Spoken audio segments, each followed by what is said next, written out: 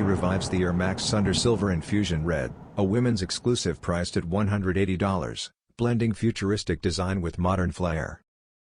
Originally introduced in 1999 under the Alpha Project, the silhouette was known for visible tech and progressive styling. This release follows striking additions like the Realtree Camo and Noir, which emphasized bold prints that moved away from the clean color blocking of its past.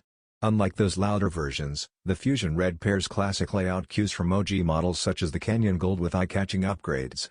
Details like a metallic silver exterior and pink-tinted reflective mudguards create a balance of heritage and statement design. Remaining a general release, the sneaker will quietly appear on Nike.com in the coming weeks. Both a nod to retrofuturism and a step into current sneaker culture, the drop bridges nostalgia with fresh innovation.